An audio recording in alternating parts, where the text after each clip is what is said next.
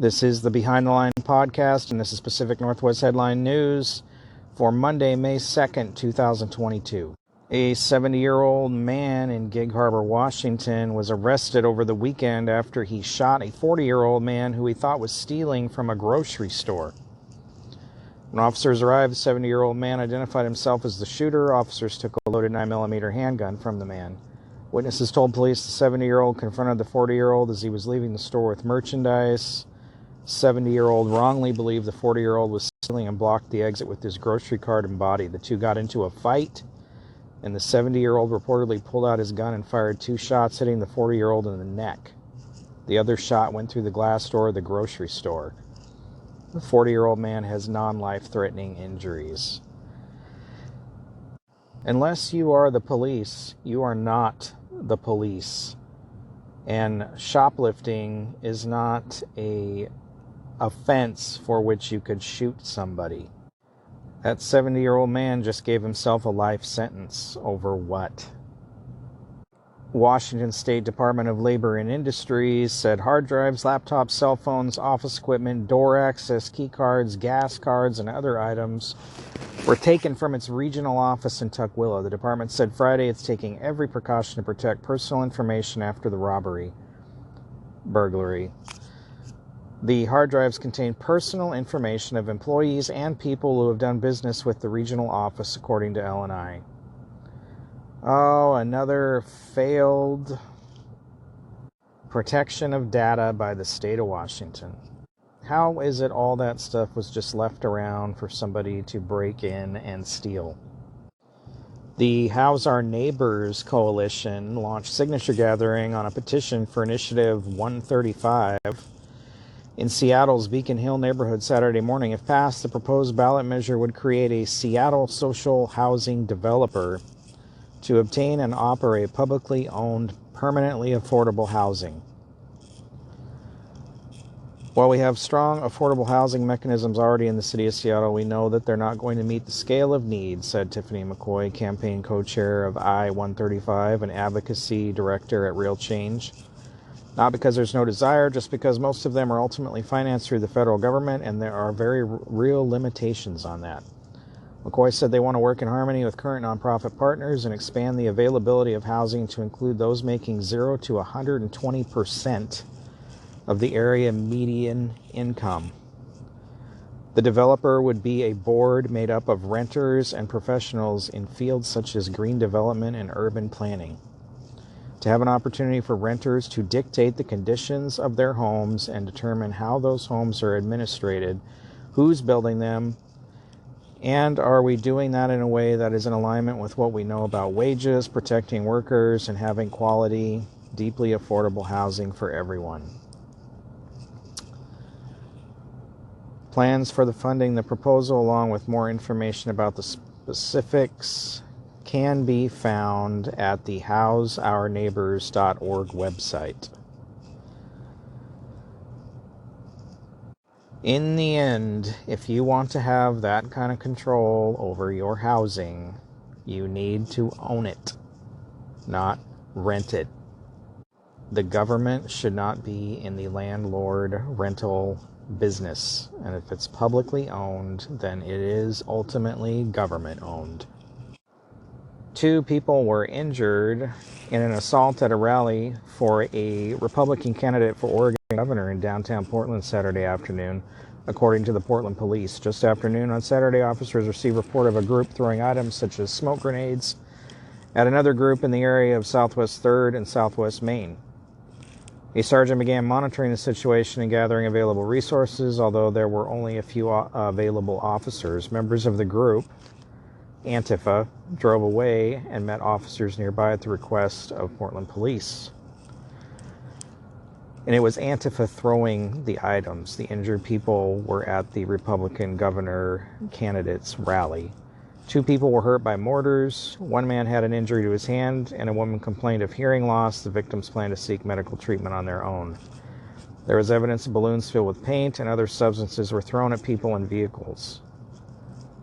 The suspects left the area and no immediate arrests were made. Why are these people allowed to run around and create chaos like this? They put on their little black suits and their little black masks because they're too afraid to show themselves. And then they run away after they do their little dirty deeds. Unfortunately, these people will probably never be caught, especially in Portland. Oregon Governor Kate Brown remains the least popular governor in the entire country, according to a new poll released Thursday by Morning Consult. About 54% of Oregonians disapproved of Brown's job performance, while only 41% approved of her performance, according to the poll. In contrast, California Governor Gavin Newsom received a 57% approval rating, while 52% approved of the job performance of Washington Governor Jay Inslee, two other governors who suck. The 11 most popular governors are all Republicans, according to the poll. The 3 most popular governors are Republicans leading blue states: Charlie Baker of Massachusetts, 74% approval; Phil Scott of Vermont, 72% approval; and Larry Hogan of Maryland with a 71% approval rating. Maybe if Brown wasn't letting killers out of prison and all sorts of other weird things, she wouldn't be at the bottom of that list. Renewable energy met 100% of California's demand for the first time on Saturday, most of it from large amounts of solar power produced along Interstate 10, an hour east of Coachella Valley. Don't get too excited, though. It only lasted 15 minutes. Solar power provided 12,391 megawatts, 2/3 of the amount needed.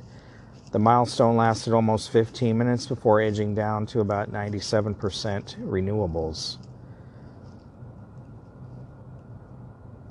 California has the California group behind this had pushed for 1 million solar rooftops statewide, which has been achieved, adding what some say is more environmentally friendly form of solar power than the solar farms, which eat up large swaths of the Mojave Desert and fragile landscapes.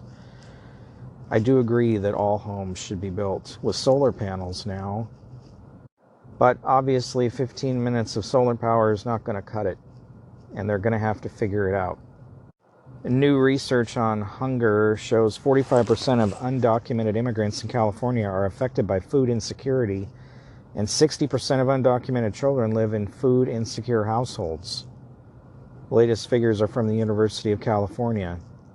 Groups that work to prevent hunger want to open food assistance programs to include all income-eligible Californians regardless of their immigration status. By including undocumented individuals in food assistance programs, it will make a difference. It would have changed our circumstances and many other families as well.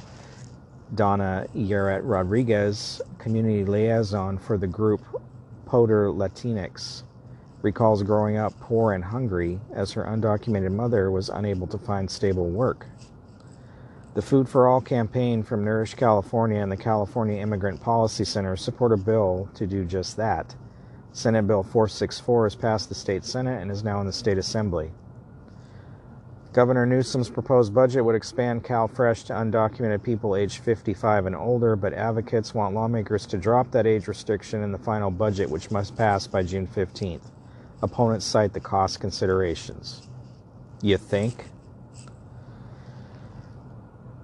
Children who experience food insecurity are more likely to be in overall poor health. They have an increased risk for depression and anxiety, and food insecurity is also associated with lower academic achievement. Well, provide the kids at school food, but I'm sorry, the parents should be able to find stable work, especially in California, because they'll let undocumented immigrants work. So you need to go out and work like the rest of us. You don't need to be sitting around waiting for a government handout. Feed the kids at school, but the parents need to do their own work and buy their own groceries. This isn't on the taxpayers of California to foot the bill for. This has been Pacific Northwest Headline News. For more, visit BehindTheLinePodcast.com. Thanks for listening.